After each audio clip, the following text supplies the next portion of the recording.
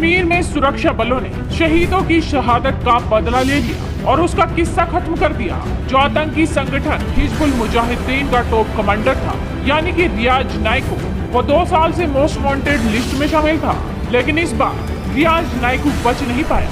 ये पहला मौका नहीं था जब नाइकू को सेना ने घेरा था। इससे पहले भी वो कई बार बीच एनकाउंटर में घेराबंदी से बचकर निकल चुका था, लेकिन इस बार भारतीय सेना ने पुख्ता इंतजाम कर रखे थे। तो चलिए आपको बताते हैं रियाज नाइकू को भारतीय सेना ने कैसे खत्म किया, कैसे पता लगाया कि वो कहां छुपा बैठा था। दरअसल मंगलवार रात को इंटेलिजेंस को पुख्ता इनपुट मिला था कि नाइकू बेगपोरा गांव में मौजूद है। इसके बाद घेराबंदी की गई। इलाके के आसपास कई सारे खेत, रेलवे ट्रैक की खुदाई की गई कि कहीं कोई सुरंग या जमीन के भीतर आतंकी ठिकाना न हो। फायरिंग नहीं होने के बाद भी सुरक्षा बलों ने घेराबंदी नहीं हटाई। उसके बाद सुबह आतंकियों ने गोलाबारी शुरू कर दी। नाइकू पहले घर की छत पर बने एक ठिकाने में छिपा हुआ था, फिर वो सुरक्षा बलों पर फायर करते हुए नीचे उतरा।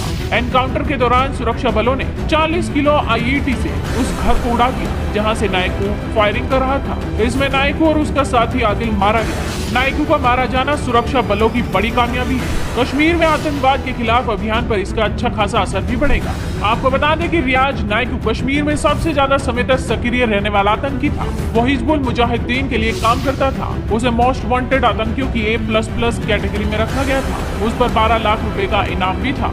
वो कई पुलिस कर्मियों की किडनैपिंग और उनके मर्डर में शामिल था। 35 साल का नाइकू मैथ टीचर था। वो कश्मीर के पुलवामा का रहने वाला था। बताया जा रहा है कि नाइकू अपने गांव में बीमार मां से मिलने आया था। कहा जाता है वो अपने चुनिंदा करीबी लोगों के अलावा किसी पर भरोसा नहीं करता था। शायद यही वजह थी कि वो बचा रहा। नाइकू जब सुरक्षा बलों की हिट लिस्ट में आया तो उसने एक बार प्रेमिका को अपने मैसेज भी भेजे थे, जिसमें उसने लिखा था, तुम मुझे चिनार के पेड़ की याद दिलाती हो। और इसी मैसेज के जरिए सुरक्षा बलों ने नाइकू तक पहुंचने की कोशिश की थी और नाइकू की यही गलती उस पर भारी पड़ गई और सुरक्षा बलों ने उसका खात्मा कर दिया। और आखिरकार आतंकियों के जनाजे में हवाई फायर करने वाला रियाज नाइकू मारा गया, जो भारतीय सेना की सबसे बड़ी कामयाबी है। अब घाटी में शांति होगी, सौहार्द होगा।